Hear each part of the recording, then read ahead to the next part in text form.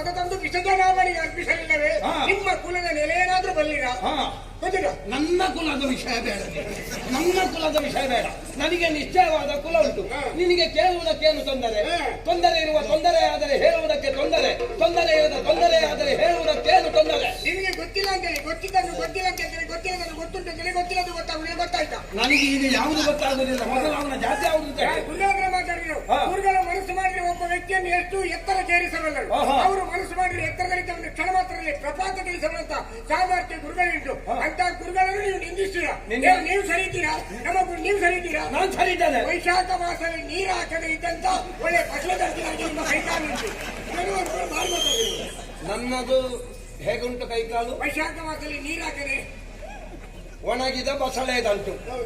ನಿನ್ನನ್ನು ದರ್ಪಣದಲ್ಲಿ ನೋಡಿಕೊಂಡಿದ್ದೆ. ನೀರಲ್ಲಿ ಮುಖ ನೋಡಿ. ಯಜ್ಞಕುಂಡದ ಬದಿಯಲ್ಲಿ ಆ ಕುರ್ತೆಯಲ್ಲಿ ತುಪ್ಪವನ್ನು ತುಂಬಿಸಿರ್ತಾರಲ್ಲ, ಆ ಕುರ್ತೆ ಎಷ್ಟು ಉದ್ದ ಇಲ್ಲ ಮುನಿಯಪ್ಪ, ಎಷ್ಟು ಮಾತಾಡ್ತೀಯೋ ನೀನು. ಆದ್ರೆ ಒಂದು ಕುರ್ತೆ ತುಪ್ಪಕ್ಕಿರುವಷ್ಟು ಬೆಲೆ ಹಾಲಿಗೆಲ್ಲ ನೆನಪಿಟ್ಟುಕೊಳ್ಳಿ. ಯಜ್ಞವೇ ಆಗುದಿಲ್ಲ ಅಂತಾದ್ರೆ ಮತ್ತೆ ತುಪ್ಪವನ್ನೆಂತದ್ದು ತಲೆಗೆ? ಎಷ್ಟು ವರ್ಷ ಇಟ್ಟು ತುಪ್ಪ ತುಪ್ಪ ಹಾಳಾಗುದಿಲ್ಲ. ಕೊಡ ಕೊಡ ಯಾಕೆ ಇಷ್ಟು ವರ್ಷ ನಿರಂತರವಾಗಿ ಈ ಕ್ಷೇತ್ರದಲ್ಲಿ ಸಾಧನೆ ಮಾಡಿದಂತಹ ನಾನು ಕೇವಲ ನಿಮ್ಮ ಒಂದು ಮಾತಿಗೆ ನನ್ನ ನಾಲಿಗೆಯಲ್ಲಿ ಸರಸ್ವತಿ ಕುಣಿತಾ ಇದ್ದಾಳೆ, ಅದನ್ನು ದುರ್ವಿನಿಯೋಗಪಡಿಸಿಕೊಳ್ಳುವುದಿಲ್ಲ ನಾನು. ಆದ್ದರಿಂದ ಸುಮ್ಮನೆ ಹೋಗ್ತೇನೆ ನಾನು. ಇದರಲ್ಲಿ ಎಂತದ್ದು ಬಿಸಿ ನೀರ? ಎರಡು ಮಿಶ್ರಣ ಮಾಡ್ಕೊಂಡಿದ್ದಾರೆ ನೀವು. ಅದು ಮಿಶ್ರಣ ಮಾಡಿದ್ದು ನಿನ್ನ ಕೈ ಚೀಲದಲ್ಲಿರುವುದು ಪಾತಿ. ಇದು ಕೂಡ ಶುದ್ಧದಲ್ಲ, ಶುದ್ಧೋದಕ. ನೀರು ಬೆರಕೆ ಮಾಡ್ಕೊಂಡೇ ಬರೋದಲ್ಲ. ಶಾಪವನ್ನು ನಾನು ಕೊಡ್ತಿದ್ದೆ, ಆದ್ರೆ ಕೊಡುವುದಿಲ್ಲ. ಯಾಕೆ ಯಾಕೆ ಹೇಗೆ? ನೀನು ಇದಕ್ಕಿಂತ ಜಿಡ್ಡಗಾದ್ರೆ ಮತ್ತೆ ನನ್ನ ಶಾಪದಿಂದ ಸುಮ್ಮನೆ ಯಾಕೆ ಬೇಡ. ಒಂದು ನೆನ್ಪಿಟ್ಕೊಳ್ಳಿ, ಯಾವುದು? ಉದ್ದ ಮೆಣಸು ಅದು ಖಾರ ಇಲ್ಲ, ಒಂದಿಷ್ಟು ಮಸಾಲೆ ಮಾತ್ರ ಇದು, ಚಪ್ಪೆ ಚಾರು. ಗಿಡ್ಡ ಮೆಣಸು ಮಸಾಲೆ ಕಮ್ಮಿ, ಒಳ್ಳೆ ಖಾರ ಇರ್ತದೆ, ನೆನ್ಪಿಟ್ಕೊಳ್ಳಿ. ಆದ್ರೆ ಅದನ್ನು ತಿನ್ನುವವರಿಗಲ್ಲ, ನಾವು ಮೆಣಸೇ ಸೇವಿಸುವುದಿಲ್ಲ. ಮತ್ತೆ ನಮಗೆಲ್ಲ ನಿಮ್ಮ ಗಂಟಲಿಗೆ ಹೋಗ್ತದೆ ಏನಂದ್ರೆ ಒಂದಲ್ಲ ಒಂದು ದಿವಸ ನಿಮ್ಗಿಂತ ಉದ್ದಾಗಿ ನಾನು ತೋರಿಸಿದ್ರೆ ನಾನು ಅವರ ಶಿಷ್ಯನೇ ಅಲ್ಲ. ಈ ಜನ್ಮದಲ್ಲಿ ಸಾಧ್ಯ ಜಾತಿ ತಿಳ್ಕೊಳ್ಳ.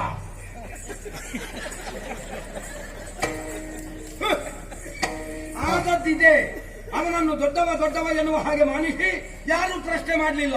ಇವತ್ತು ನಾನು ಆರ್ಯಾವರ್ತಕ್ಕೆ ಕೇಳಿಸುವಂತೆ ಪ್ರಶ್ನಿಸ್ತೇನೆ. ಯಾವುದು ವಿಶ್ವಾಮಿತ್ರನ ಕುಲ ಅದನ್ನು ಹೇಳಿ ಮತ್ತೆ ಆಲೋಚಿಸ್ತೇನೆ. ಜಮದಗ್ನಿ ಮಹರ್ಷಿಗಳು ಕಾಣಲಿಕ್ಕೆ ಸಿಕ್ಕಲಿಲ್ವಾ? ಸಿಕ್ಕಿದ್ದಾರೆ. ಹೇಳಿ. ತಮ್ಮ ಶಿಷ್ಯ ಅಂತ ತಿಳಿದು ನನ್ನನ್ನು ಉತ್ತಮವಾದ ಗೌರವ ಆದರಗಳಿಂದ ನನ್ನನ್ನು ಸತ್ಕರಿಸಿ ಸನ್ಮಾನಿಸಿ ಬರ್ತೇನೆ ಅಂತೇಳಿ ಒಪ್ಪಿಗೆಯನ್ನು ಕೊಟ್ಟಿದ್ದಾರೆ ಪ್ರಭು. ಎಲ್ಲಿ ಗೌರವಿಸಬೇಕು, ಹೇಗೆ ನಡ್ಕೊಳ್ಬೇಕು ಅಂತ ಚೆನ್ನಾಗಿ ಅರಿತ ಮಹರ್ಷಿ. ಹೌದು, ಒಳ್ಳೇದಾಯ್ತು. ಜಮದಗ್ನಿ ಮಹರ್ಷಿ ಬಂದ ಅಂತ ಆದ್ರೆ ಹೌದು, ಯಾಗದಲ್ಲಿ ಅರ್ಥ ಸಂಪೂರ್ಣ ಆದ ಹಾಗೆ. ಸರಿ ಗುರುಗಳೇ. ಮತ್ತೆಲ್ಲ ಹೋದೆ? ಆ ಮಹೋದಯ ಇದ್ದನಿಗೆ ಹೋದೆ ನಾನು. ಆದ್ರೆ ಯಾಕೆ ಹೋದೆ ಅನ್ನಿಸ್ತದೆ ಗುರುಗಳೇ? ಎಲ್ಲರೂ ಅವನ ಹತ್ತಿರ ಹೋಗ್ಲಿಕ್ಕೆ ಸ್ವಲ್ಪ ಹೆದರ್ತಾರೆ ಅಂದ್ರೆ ಹಾಗಲ್ಲ, ಹೋದ್ರೆ ಮೈಗಟ್ಟುತ್ತದೆ ಅಂತ. ಆದ್ರೆ ಈ ಪ್ರಸಂಗದಲ್ಲಿ ನಾನೇ ಹೋಗ್ಬೇಕಂತ ನೀವು ಹೇಳಿದ್ದೀರಲ್ಲ. ಎಲ್ಲ ಕಡೆಗೂ ನೀನೇ ಹೋಗ್ಬೇಕು ಅಂತಾದ್ರೆ ಅಲ್ಲಿಗೆ ಹೋಗ್ಬೇಕು. ಏನಾಯ್ತು ಈಗ? ಅವನ ಒಂದು ವಿಕೃತ ಸ್ವಭಾವ, ವಿಕೃತ ಮನೋಭಾವ, ವಿಚಕ್ಷಣ ಬುದ್ಧಿ ಇದನ್ನೆಲ್ಲ ಕಂಡು ನಾನು ಹೇರಿಸಿ ಹೋದೆ. ನೀನೀಗ ಅವನೊಟ್ಟಿಗೆ ಸಂಬಂಧ ಮಾಡ್ಲಿಕ್ಕೆ ಹೋದದ್ದಲ್ಲ, ಯಾಗಕ್ಕೆ ಕರೀಲಿಕ್ಕೆ ಅಲ್ಲ. ಅದನ್ನು ಹೇಳಿದ್ರೆ ಆಯ್ತು. ಅರ್ಧ ಬ್ರಾಹ್ಮಣ ಅರ್ಧ ಕ್ಷತ್ರಿಯ, ಅವನ ಪೌರೋಹಿತ್ಯದಲ್ಲಿ ಚಾಂಡಾಲ ಮಾಡುವ ಯೋಗಕ್ಕೆ ತಾನು ಬರುವುದಿಲ್ಲ ಅಂತ ಹೇಳಿದ. ಅವನಿಗೊಂದು ವ್ಯವಸ್ಥೆ ಆಗಬೇಕು, ಮಾಡುವ. ಅದೆಲ್ಲ ಬಿಡು, ನನಗೆ ಬರಬೇಕಾದದ್ದು ವಸಿಷ್ಠ ಪುತ್ರ. ಅಲ್ಲಿಗೆ ಹೋದ್ಯೋ? ಅವರೇ ದೊಡ್ಡಪ್ಪನ ಸಣ್ಣ ಬುದ್ಧಿಯನ್ನು ಮಕ್ಕಳು ತೋರಿಸಿದ್ದಾರೆ. ಅವರು ಹೇಳಿದ್ದಕ್ಕೆ ಅವನ ಕೆಲಸವನ್ನು ಮಾಡಲಿಕ್ಕೆ ಅವನಿಗೆ ಪುರುಸುತ್ತಿರಲಿಲ್ಲ. ಬೇರೆಯವರಿಗೆ ಯಾಗ ಮಾಡಿ ಸ್ವರ್ಗಕ್ಕೆ ಕಳಿಸೋಕೆ ಅವನೆಷ್ಟರ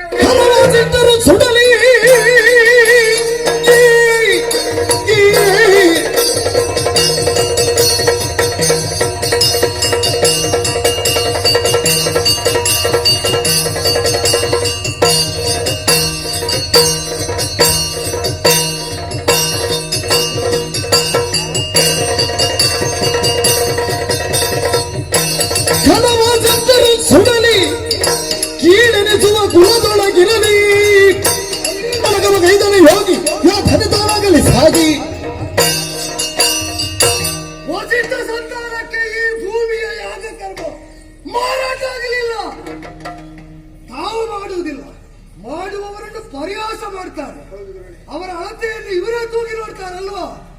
ಇವರ ಅಳತೆ ಎಷ್ಟು ಅಂತ ನಾನು ತೋರಿಸಿಕೊಡ್ತೇನೆ.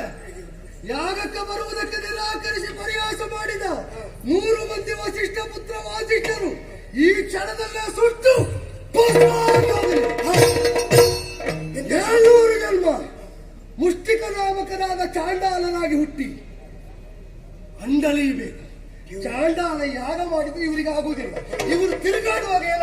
ನೋಡ್ತೇನೆ. ಅಷ್ಟು ದೊಡ್ಡ ಶಾಪವೇ ಗುರುಗಳೇ ಅವರಿಗೆ. ಬೇಕಿಷ್ಟು ಯಾಕೆ?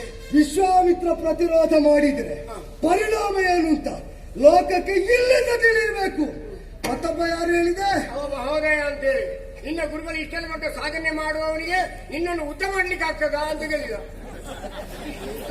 ನನಗೊಂದು ಪಂಥ ಆಗ್ಬಾರ್ದು. ಅಂತ ಮಾಡು. ಮಾಡ್ಲಾ? ಹೇಗೆ ಗುರುಗಳೇ? ಇನ್ನೊಂದು ಊಟ ಮಾಡ್ಲಾ? ಇನ್ನೊಂದು ಊಟ ಮಾಡ್ಲಾ? ಮಾಡ್ತೇನೆ ಮಾಡ್ತೇನೆ. ಈ ಕ್ಷಣದಲ್ಲಿ ಮಹೋದಯ ಭಸ್ಮವಾಗಿ ಹೋಗಲಿ. ಗುರುಗಳೇ. ಜ್ಞಾನನಾಗಿ ಹುಟ್ಟಿ ನರಿ ಮಾಂಸವನ್ನು ನಾಯಿ ಮಾಂಸವನ್ನು ನರ ಮಾಂಸವನ್ನು ತಿಂದು ತಾಂಡಲಿಬೇಕು. ಗುರುಗಳೇ, ಅವನು ಭಸ್ಮಾಗಿ ಹೋಗುವುದಕ್ಕೂ ನಾನು ಉದ್ದಾಗುವುದಕ್ಕೂ ಯಾವಾಗ ಗುರುಗಳೇ? ಈಗ ಒಂದು ಹಿಡಿ ಭಸ್ಮ ಆದ್ರೆ ಎಷ್ಟಿರ್ತದೆ? ಅದಿಷ್ಟು ಮುಷ್ಟಿಯೊಳಗೆ. ಇಲ್ಲ, ಪಾದ ಮೂಲದಲ್ಲಿ ಇರ್ತದೆ. ಅದಕ್ಕಿಂತ ನೀನು ಎಷ್ಟು ಎತ್ತರ ಇದ್ದಾಗ ಆಗ್ತದೆ? ಅವನನ್ನು ಭಸ್ಮ ಮಾಡಿ ನನ್ನನ್ನು ಉದ್ದ ಮಾಡಿದ್ದು. ಮಾತ್ರ ಅಲ್ವಾ, ಯೋಚನೆ ಮಾಡು. ಅವ ಹೇಳಿದ್ದಕ್ಕೆ, ನನ್ನ ವಿರೋಧ ಮಾಡಿದ್ದಕ್ಕೆ, ನನಗೆ ಕೊಟ್ಟ ಪಂಚಾಹ್ವಾನಕ್ಕೆ ಕೊಟ್ಟ ಉತ್ತರ ಸರಿಯಾಗ್ಲಿಲ್ಲ. ಆದ್ರೆ ನೀವು ಒಂದು ಶಾಪ ಕೊಟ್ರಿ. ಹೌದು. ಕೊನೆಗೆ ಅವನು ಕಿರಾತನಾಗಿ ಹುಟ್ಟಿ ಅಂತ. ಬೇಡನಾಗಿ ಅಂಡಲಿಬೇಕು. ಗುರುಗಳೇ, ಬೇಡನಾಗಿ ಮತ್ತೊಮ್ಮೆ ಹುಟ್ಟುವುದು ಯಾಕೆ ಅವ? ಈಗ ನೋಡುವಾಗಲೇ ಅವನು ಕಿರಾತನಾಗಿದ್ದಾನೆ. ಯಾರು ಹತ್ರ ಹೋಗುದಿಲ್ಲ. ನಾನು ಅದರದ್ದು ಹೋದೆ. ನೀನು ಹೋಗಿ ಏನು ಮಾಡಿದ್ದಿ? ಹೋಗಿ ಅಡ್ಡ ಬಿದ್ದೆ. ಕಿರಾತನಾಗಿದ್ದಾನಲ್ಲ, ಮತ್ತೆ ಅಡ್ಡ ಬಿದ್ದದ್ದೆ. ನಿಮ್ಮ ಶಿಷ್ಯನಾಗಿ ನಾನು ಅಷ್ಟು ಮಾಡಬೇಡವೆ. ಅದ ಕೇಳಿದ್ದು. ಅವ ಒಳಗಿನಿಂದ ಯಾವ ಪ್ರವೃತ್ತಿಯನ್ನು ತೋರಿದ್ರು ಹೊರಗಿನಿಂದ ಋಷಿಮುನಿಗಳ ಪರಿವೇಶವನ್ನು ಧರಿಸಿದವನು ಚಾಂಡಾಲತ್ವದ ಸ್ವಭಾವ ಪ್ರಕಟಣೆ ಮಾಡಿದ್ದಾರಲ್ಲ, ಆ ಸ್ವಭಾವವೇ ರೂಪದಲ್ಲೂ ಕಾಣಲಿಂತ. ಇನ್ನೀಗ ಅವ ಹುಟ್ಟಿದ ಮೇಲೆ ಒಬ್ಬ ವ್ಯಾಧನಾಗಿ ನೀನು ಕಂಡ್ರು ನಮಸ್ಕಾರ ಮಾಡ್ಲಿಕ್ಕೆ ಉಂಟು. ಇಲ್ಲಪ್ಪ. ಅವ ಎಲ್ಲಿ ನಿಲ್ಲಬೇಕು? ದೂರ ಹೋದೆ. ನಿನಗಿಂತ ಕೆಳಗೆ ನೀನೆಲ್ಲಿರಬೇಕು? ನೀನು ಇದ್ದ ಹಾಗೆ ಎಷ್ಟು ದೊಡ್ಡದಾದೆ ನೋಡು. ಇನ್ನು ದೊಡ್ಡ ತೋರಿಸ್ತಾ